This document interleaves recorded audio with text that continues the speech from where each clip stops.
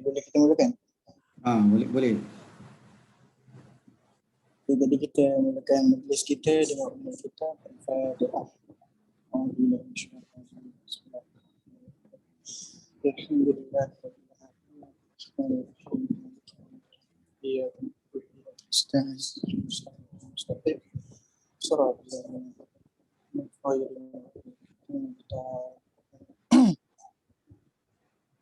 Jadi sebelum kita mulakan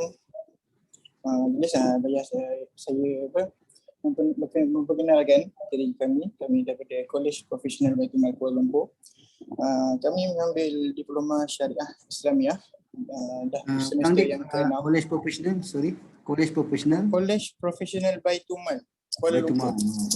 Baitul Mal Kuala Lumpur. Okey. Kami mengambil diploma syariah Islamiah semester ke-6. Jadi assignment kami dalam subjek PPP 2123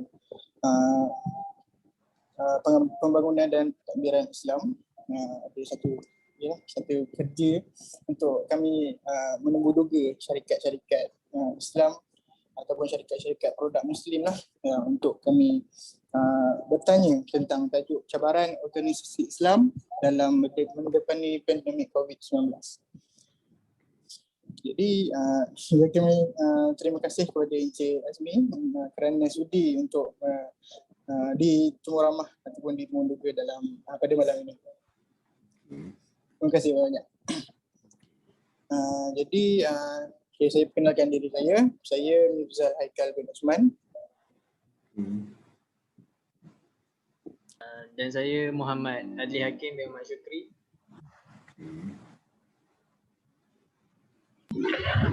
Dan saya Muhammad Azamuddin Muhammad Johan. Saya Irfan Irsyad bin Muhammad Isa. Ini semua kes satu kursus tadi. Satu kelas. Satu kelas, lepas tu kira kursus yang sama lah. Ya, betul. Okey, sekarang ni dalam tahun akhir lah. Last semester. Dia berapa tahun dek kursus ni diploma ni? Diploma Ya, betul. 2 tahun, 3 tahun? 2 tahun setengah. So sekarang macam ni, pembelajaran seperti biasa atau online ke? Online, full online. Online Okay, saya nak perkenalkan diri saya. Saya Haji Azmi Abdul Ghani. Saya merupakan setiausaha Koperasi Karya Malaysia As-Salam Pucuk Perdana. Saya masih bekerja sebagai pengurus di Telekom Malaysia Berhad. Jadi kira macam untuk yang ni saya buat bukan buat part time lah, kita bantu apa ni, saya bantu masjid untuk menubuhkan koperasi lah. Mana dapat kontak saya ni, hujan tak sekarang ni. Ni kawan kita orang ni, Muhammad Azamuddin ni, dia pernah buat khidmat sebagai imam kat Masjid As-Salam tu. Jadi dia tahulah dekat Masjid As-Salam. Siapa dia? Saya Muhammad Azamuddin. Muhammad saya pernah sekali berkhidmat seminggu saja, tapi seminggu akhir dekat Masjid As-Salam waktu tu 2015 atau 2016 macam tu. Sebagai imam jemputan luar. Imam jemputan luar. 2016 2016. Masa tu koperasi dah ada dia? Masa tu Frozen tak ada lagi. Saya pun saya tahu, saya sendiri duduk dekat kawasan Anggrek je. So saya tahu yang dekat kawasan tempat tinggal saya ada Frozen Format, Masjid As-Salam sini. So saya suggestkan dekat kawan-kawan saya dan kawan-kawan saya setuju. Macam tu lah boleh dapat nombor Encik. Okay.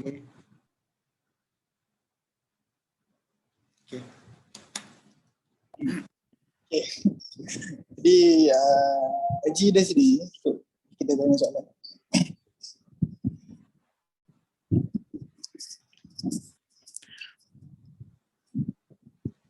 Boleh saya tanya soalan? Boleh. Okay, jadi soalan yang pertama, dalam pandemik COVID-19 ni kan, ada tak perubahan dan cabaran yang dihadapi oleh apa nama tu Frozen Mart tu dalam tempoh pandemik ni. Macamnya lah. Okey, sebelum saya nak go to soalan tu, saya just nak terang latar belakang Koperasi Karya Milik As-Salam ni lah. Baik.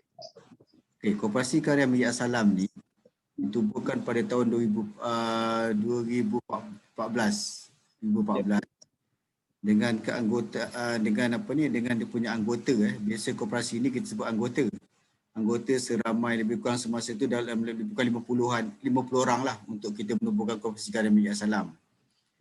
Kita tubuhkan koperasi ni satu pasal apa ni, kita saut cabaran daripada angkasa supaya setiap masjid menubuhkan koperasi karya masjid. Jadi kita pun apa ni, kita ambil cabaran tersebut dan kita tubuhkan Koperasi Karya Masjid As-Salam. Dia ni dua entiti yang berbeza tau. Jadi yang masjid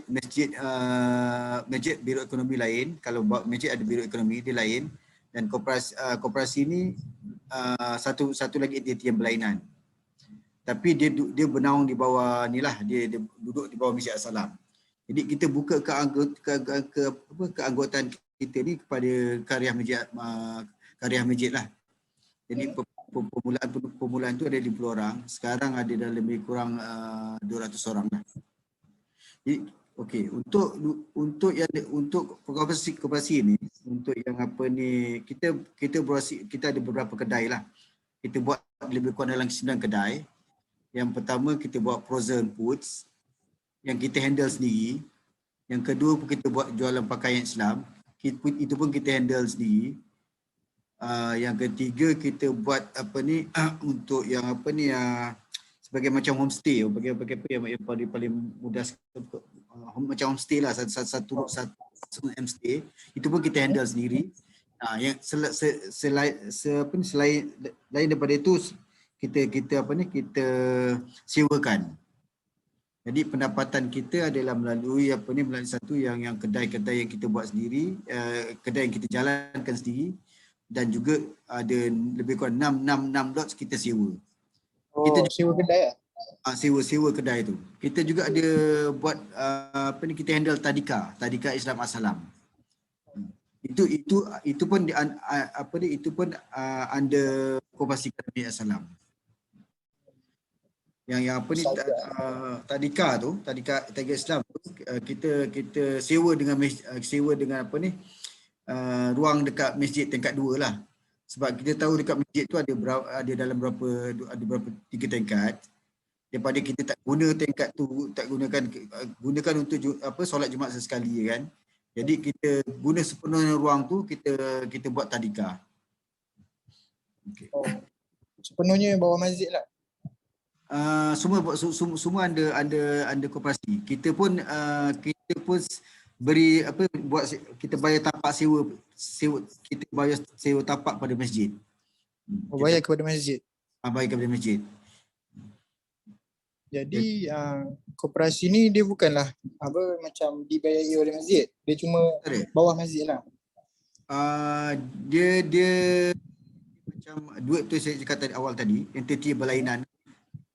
Tapi ada kita ada Masjid As-Salam, ada Masjid As-Salam.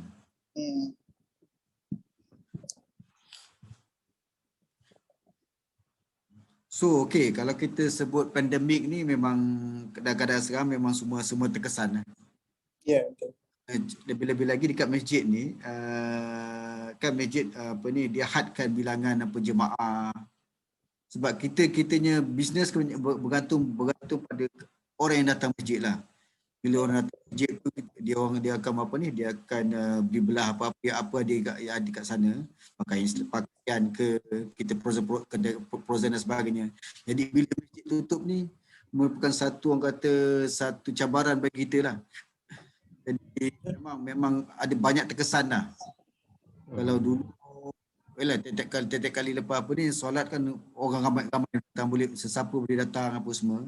Tapi sekarang kan. Jadi itu menjejaskan sikit sebanyak, menjejaskan kita punya bisnes lah. Even though yang macam kita sewa kan, macam ada kita sewa XOX Telecom yang jual SIM cards untuk XOX application tu, itu pun orang apa ni, orang masuk masjid beri, tapi orang individu sini bila tengok tutup je kan, jadi secara automatik dia tak masuk, dia tak datang lah. Yalah, betul lah. Jadi dia orang pun macam penyewa ni pun minta apa, kurangkan kan dia punya apa ni, dia punya bilangan sewa dan sebagainya lah. Betul. Memang banyak terjejas lah.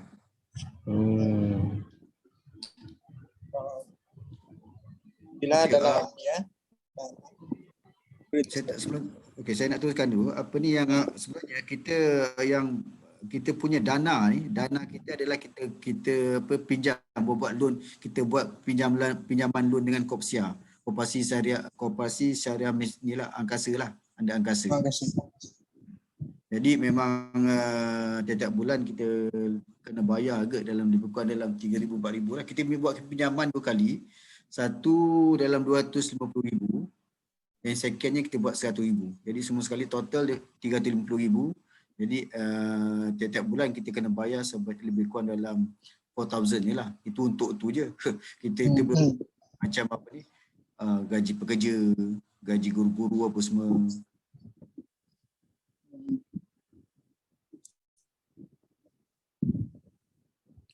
Jadi yang seterusnya, tadi itu dah habis Okey, kalau tadi sama macam kita punya tadika je lah, tadika Islam kan. Bila tadika ni bila pandemik ni, jadi kan tadika pun ditutup sementara waktu. Kalau tengok start bulan 3 lepas, cari sebanyak menjejaskan kita punya ni lah, kita punya income lah kan. Income kita untuk bayar pada guru-guru, untuk bayar tiap-tiap bulan pada masjid apa semua. Memang kesan dia besar lah bila pandemik ni. Dia memang dekat masjid tu ada tadika je lah. Ada tadika. Ramai ramai ke pelajar Islam?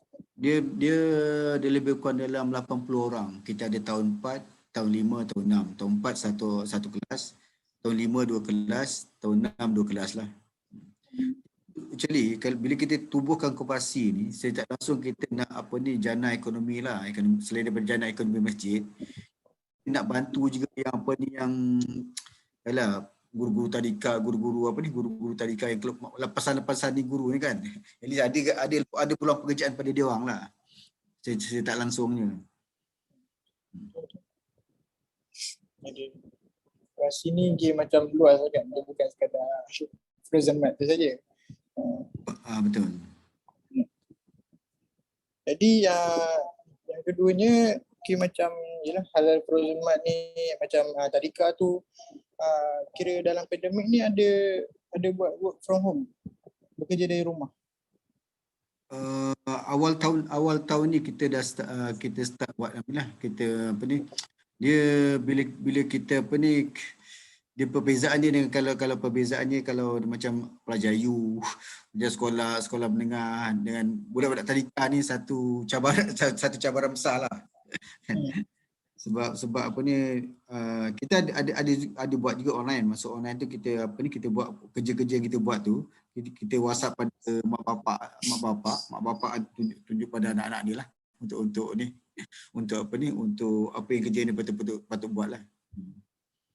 Berbeza sikit lah dengan apa ni, dengan sekolah apa ni, you lain lah kan, you atau ni budak-budak kecil kan.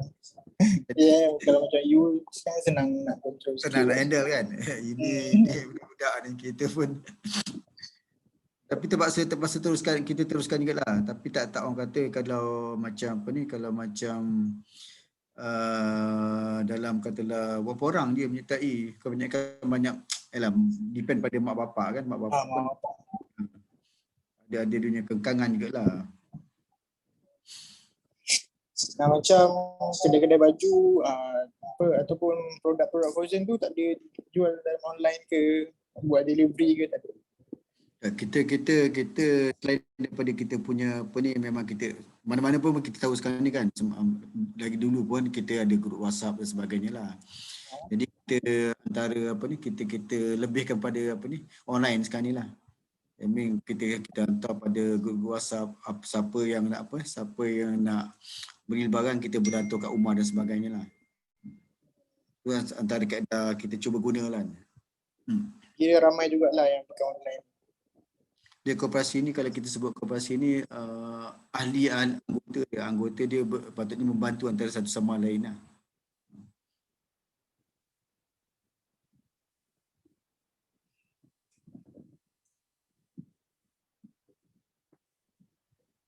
Jadi seterusnya saya pass kepada kawan saya untuk bertanyakan soalan yang seterusnya.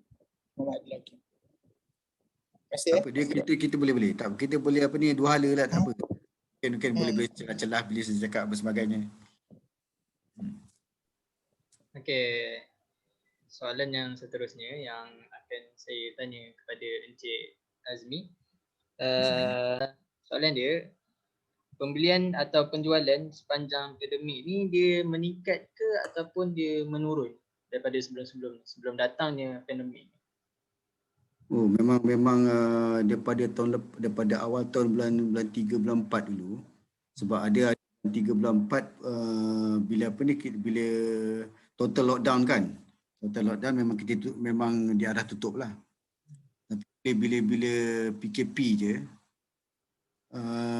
memang kita memang nampak perbezaan yang sangat besar lah, sebab dia memang banyak penurunan. Sebab masjid pun dia dekat pintu pagar masjid tu nampak macam tutup lah. Bila tutup jadi orang dah tak masuk. Orang tak kurang masuk lah daripada macam biasa lah. Kalau biasa tu orang masjid buka aje, memang orang datang belilah. Begitu juga dengan macam bila berlakunya pandemik ni, banyak yang penurunan kita punya jualan tu lah. Menurut jawapan Encik menurun lah kan? Menurun. Okay. Yalah, sebab kalau kita tengok semua sektor waktu total lockdown tu memang tak buka. Yang bukanya pun ada beberapa sektor.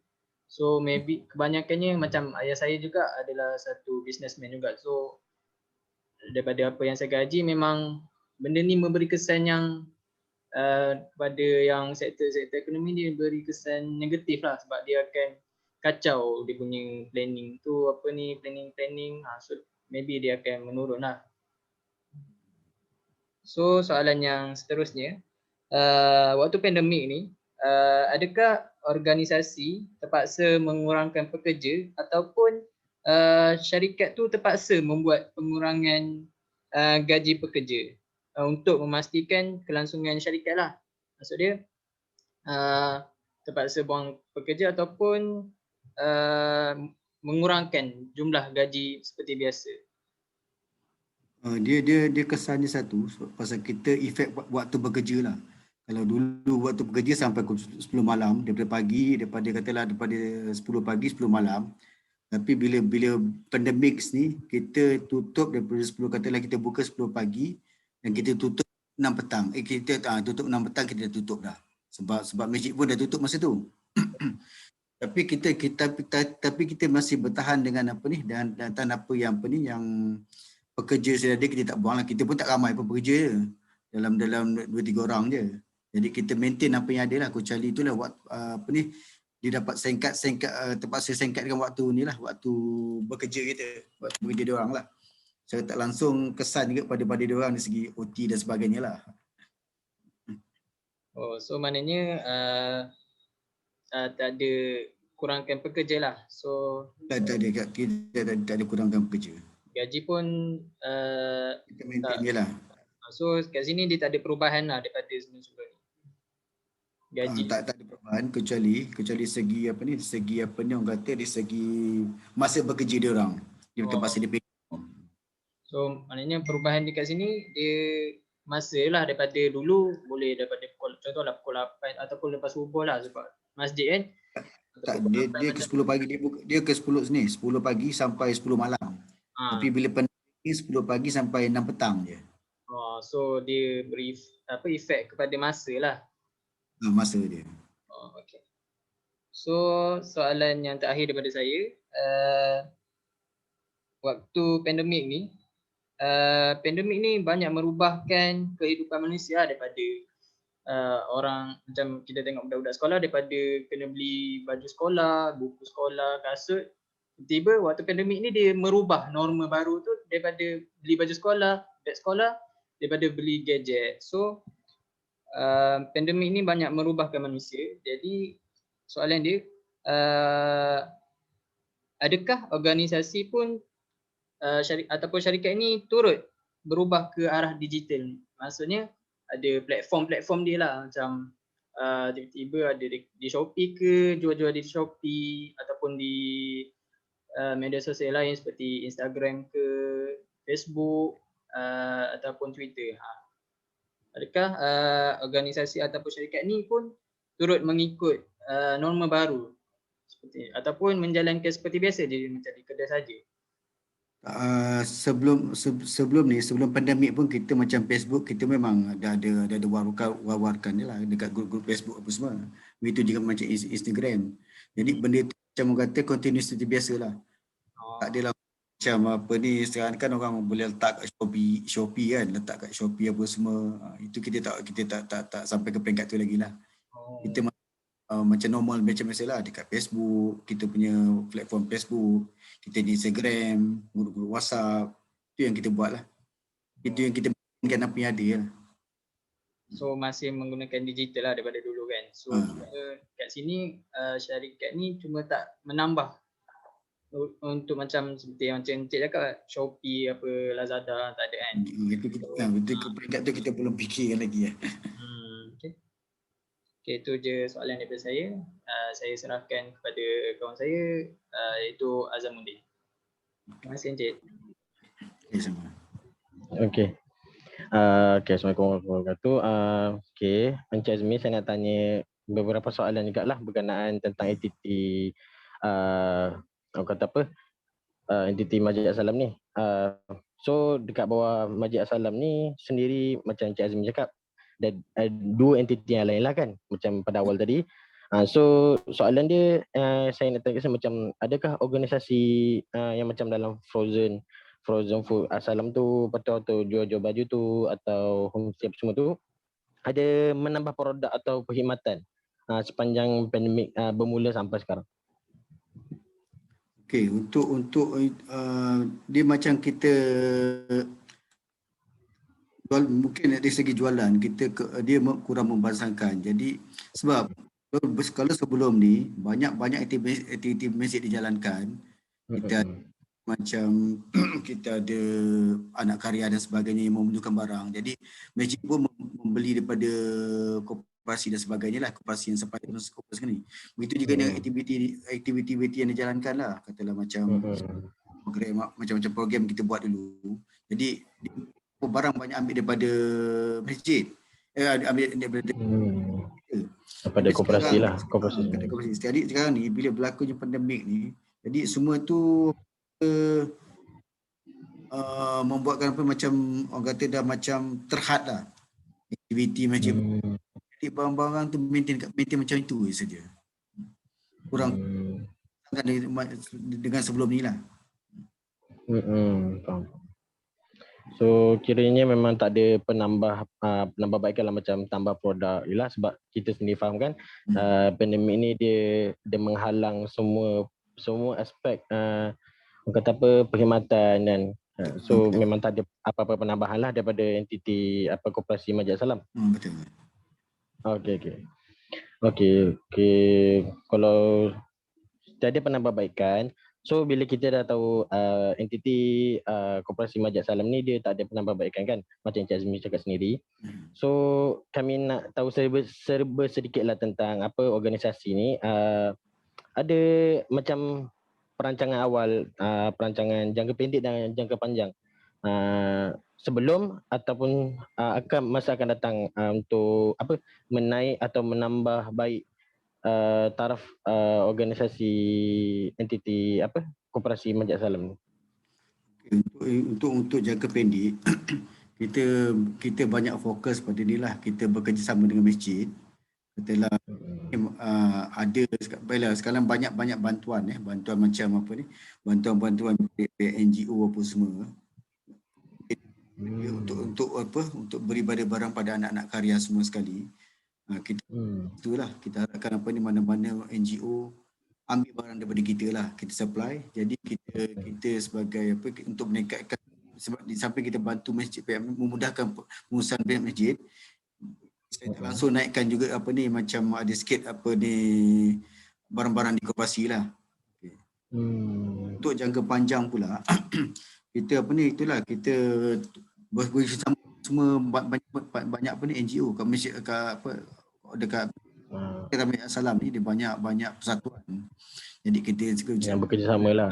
BSJ dan berbagai buah juga lah, untuk kita sama-sama apa ni, supaya apa ni, semua sekali organisasi yang apa yang diperlukan boleh ambil ke masjid, ambil masjid kita. Itu yang kita harapkan di sini lah. Okey. Kiranya pihak Masjid As-Salam ni mengambil langkah, orang kata apa, untuk membantu dalam masa sama menaikkan sendiri nama apa syarikat atau Masjid As-Salam ni sendirilah kan. Betul. Okey. Terima kasih Encik Azmi. Itu je soalan daripada saya. Sekarang saya serahkan kepada kawan saya Ifai. Sekian, terima kasih kepada kawan-kawan saya yang 3 orang tu yang telah bertanyakan soalan kepada Encik Azmi.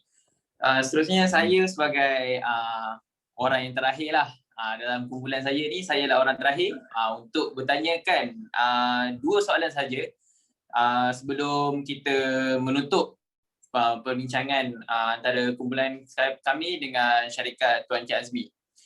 Soalan saya, adakah syarikat menerima inisiatif kerajaan kepada organisasi koperasi sepanjang tempoh COVID-19 ni? Bermaksud seperti yang kita tahu, pandemik COVID-19 ni banyak yang organisasi yang terjejas. Adakah pihak kerajaan memberikan inisiatif kepada organisasi syarikat Encik Azmi?